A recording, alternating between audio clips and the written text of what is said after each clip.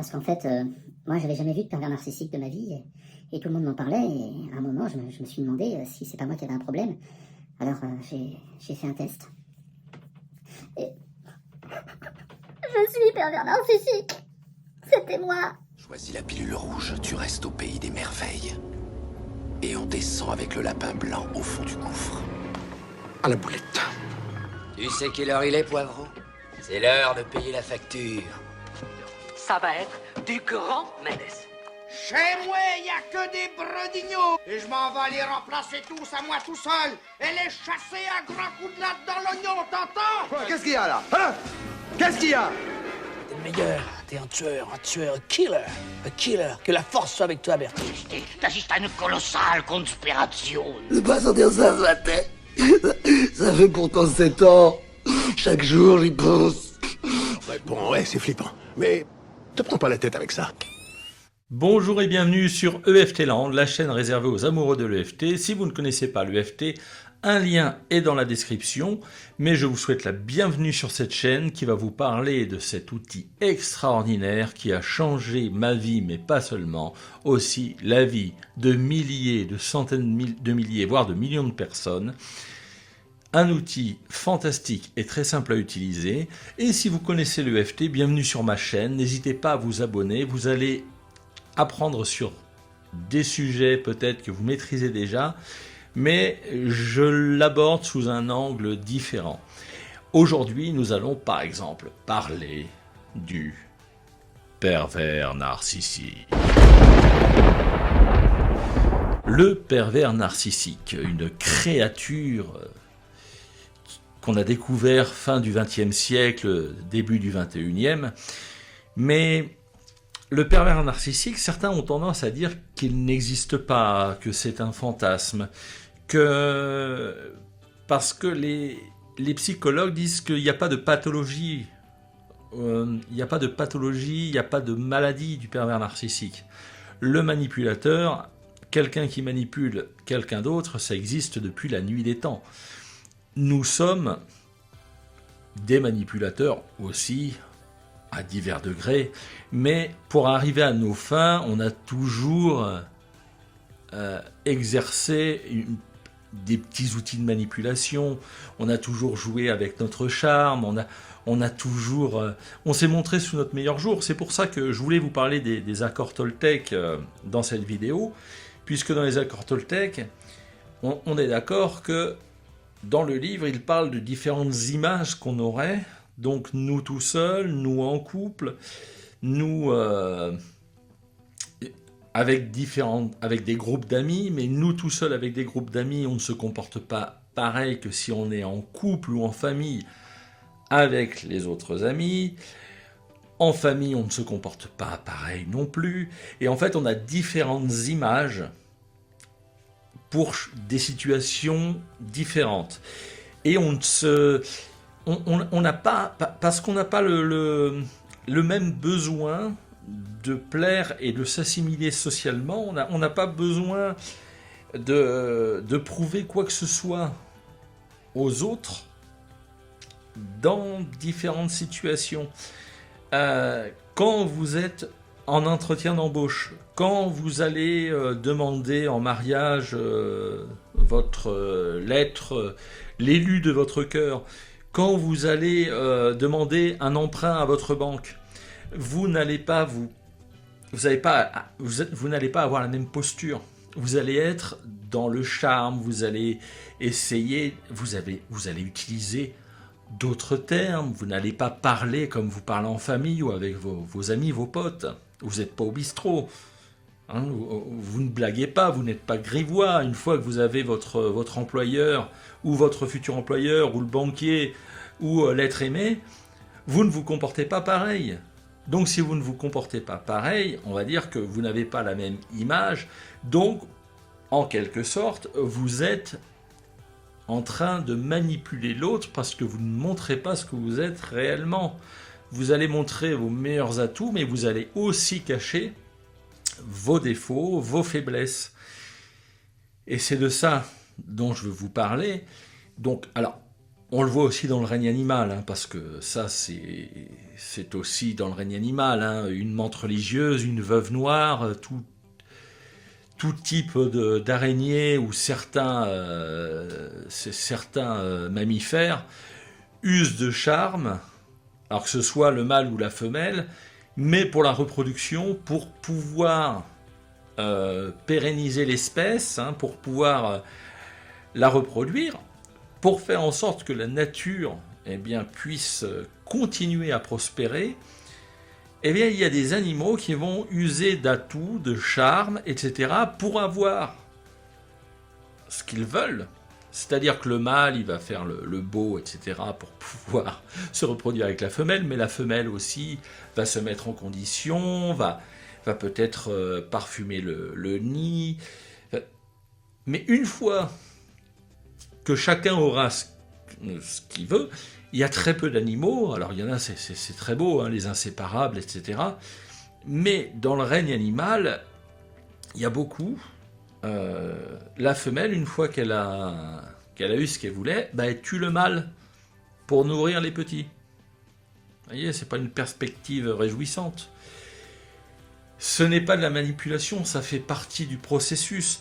Mais si on faisait ça, nous, en tant qu'êtres humains, ça pousserait vraiment à la pire des choses, la pire des natures, la pire des perversions. Mais c'est pour vous dire que dans la nature, ce sont des choses qui existent.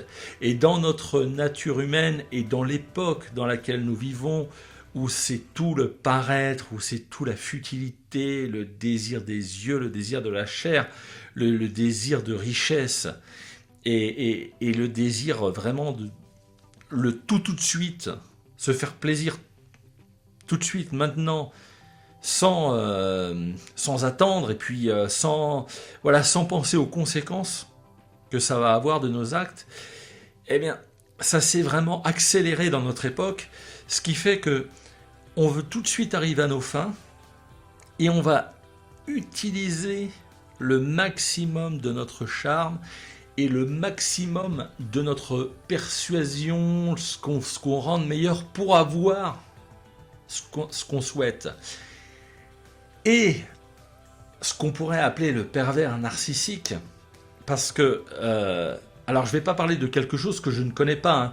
On est d'accord que là, les exemples que je vais prendre, ce sont des clients, des clientes qui m'ont rapporté ça. Chaque fois qu'on m'a parlé d'un pervers ou d'une perverse narcissique, c'était des gens qui étaient malheureux.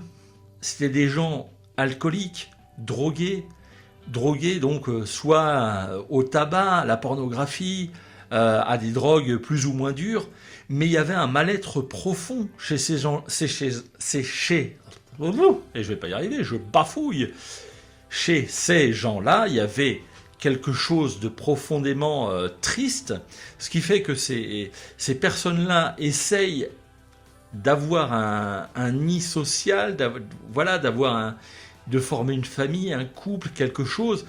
Donc, ils savent comment charmer la personne, ils savent comment se montrer le meilleur d'eux-mêmes, mais vite le masque tombe et ils retournent dans leur perversion, ils retournent dans l'alcool, dans la dépendance, et ils retournent en fait, et ils sont généralement colériques parce que leur vie ne leur plaît pas du tout. Ces gens sont profondément malheureux. C'est pour ça que je n'arrive pas à en vouloir à ceux dont on dit qu'ils sont des pervers narcissiques, parce que ces gens-là sont en souffrance.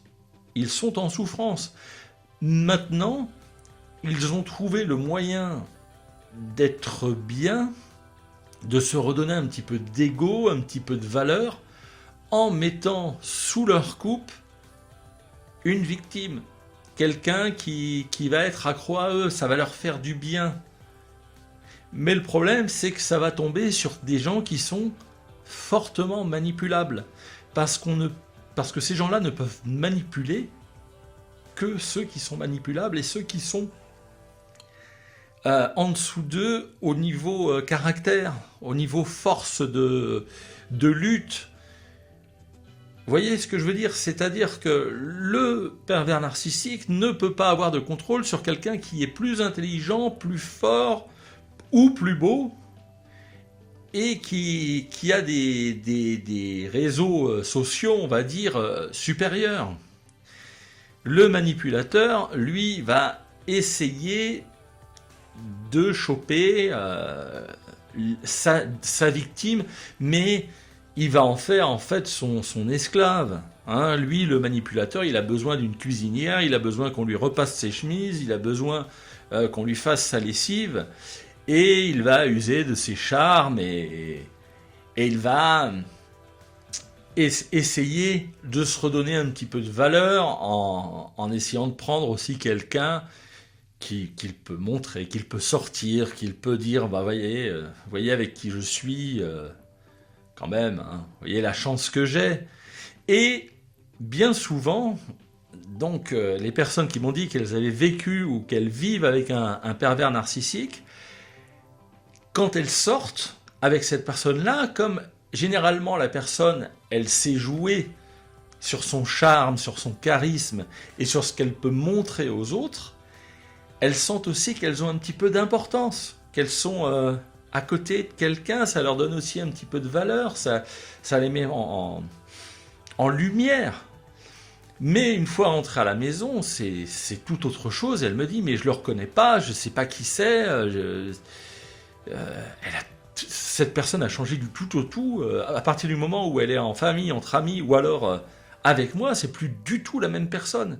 Mais en fait, c'est ça, c'est les images qu'on a, les images qu'on donne, et la victime, en fait, elle ne se rend pas compte et elle essaye de trouver des excuses.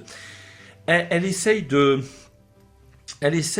se dire que finalement, c'est peut-être pas lui, c'est peut-être moi qui suis pas bien. En fait, lui, il est peut-être pas pervers narcissique, il est pas manipulateur, c'est peut-être moi qui suis pas à la hauteur.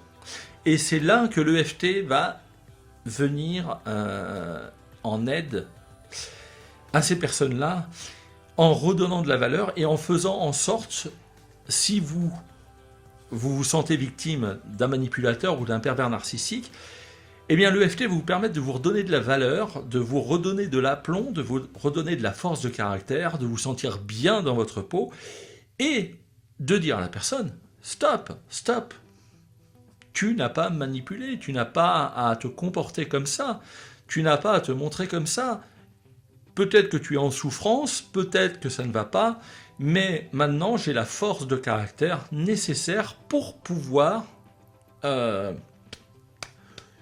me confronter à toi, mais pour pouvoir discuter avec toi et pouvoir savoir si dans notre vie, dans notre chemin, voilà, si on a choisi d'être ensemble, hein, parce qu'il y en a qui s'aiment malgré tout, hein, parce qu'il y a l'amour aussi, hein, des fois on passe sur beaucoup de choses avec l'amour, mais de se dire, bah voilà, on est ensemble, ok, j'ai remarqué que tu étais un manipulateur, que ça n'allait pas dans certains aspects de la vie, mais maintenant j'ai la force de caractère pour pouvoir discuter avec toi et pour pouvoir eh bien faire que notre vie aille mieux et de ne plus me faire manipuler, voilà, de savoir qu'à partir de maintenant tu ne pourras plus me manipuler, on va se parler cash, franco, ne cache plus ton image, ne change plus d'image comme ça, n'essaye pas de jouer les beaux quand tu es avec moi extérieur, reste naturel. Mais ça, c'est vous qui allez faire de l'EFT pour ça, c'est vous qui allez vous redonner de la valeur à vous, et après, vous pouvez aussi peut-être l'aider. Une fois qu'elle aura vu votre changement et qu'elle aura vu que vous allez mieux, que vous vous sentez plus fort, plus stable, eh bien la personne se dira, bah écoute, t'as changé, tu vas mieux, tu me redonnes peut-être du moral aussi, enfin, on ne sait pas, parce qu'en fait, vous savez, à partir d'un couple, ça se construit à deux, hein, et quand on veut aller tous les deux vers le même chemin, quand il y en a un qui va beaucoup mieux et qui commence l'autre va l'accompagner. Vous voyez, ça va faire un effet de synergie et ça va aller beaucoup mieux. Et l'autre personne va peut-être se dire, bah tiens, comment ça se fait que t'es mieux, je te sens mieux. Peut-être qu'elle va aussi l'orienter vers l'EFT et que cette personne-là va prendre conscience de ses problèmes, de ses addictions, et va aussi faire de l'EFT pour aller mieux, pour enlever toutes ces cochonneries qu'elle s'est injectées dans le corps et se redonner de la valeur, et donc ne plus avoir besoin de jouer sur différentes images et plus besoin d'avoir manipulé pour avoir un statut social, pour se redonner de l'ego, juste en faisant cette technique, juste en tapotant, juste en faisant son processus de paix personnelle. Ça, je vais vous le dire 1000 fois, mais bon, une fois de plus. Hein. Ça va faire en sorte que son état d'esprit va totalement changer et il n'y aura plus besoin de mettre sous sa coupe quelqu'un pour se donner de la valeur. Voilà. Donc, si cette vidéo vous a plu, vous n'hésitez pas à la partager, à la liker, vous n'hésitez pas à vous abonner aussi. Je donne des formations, je vends des formations, nuance. Vous pouvez me demander à être formé en EFT pour devenir praticien, ou alors seulement en amateur, hein, pour savoir comment ça fonctionne. Il y a différents stades de formation. Là, les modules 1, 2, 3 et 4 de la formation, donc pour apprendre l'EFT et en faire tout seul chez soi, et le premier module pour être professionnel, donc sont en replay déjà disponibles. Donc n'hésitez pas à envoyer une demande à l'adresse mail qui est en description. Je vais y arriver aujourd'hui, hein. Et vous pouvez aussi me contacter si jamais vous avez besoin d'une séance EFT, hein, je me mets à votre disposition. Si vous voulez en savoir plus aussi, alors il y a différents ateliers avec différents thèmes. Hein. On parlait des addictions, mais il y a l'addiction au sucre, il y a l'addiction à la cigarette, il y a aussi des thèmes divers et variés, la performance physique, la contrainte justement quand on est manipulé, comment avoir un meilleur mindset. Oh, mindset, ça c'est... Voilà, il y a énormément de choses. Donc je crois que je n'ai rien oublié pour cette vidéo. Donc n'hésitez pas à me retrouver sur les différents réseaux sociaux, donc toujours sous EFT Land. Vous m'avez à peu près partout, Facebook, Instagram, TikTok, Twitter. Donc n'hésitez pas à me contacter si vous avez besoin de quoi que ce soit. Je vous laisse, je vous souhaite le meilleur pour la suite et surtout n'oubliez pas... Quand on veut très fort quelque chose, on finit toujours par y arriver.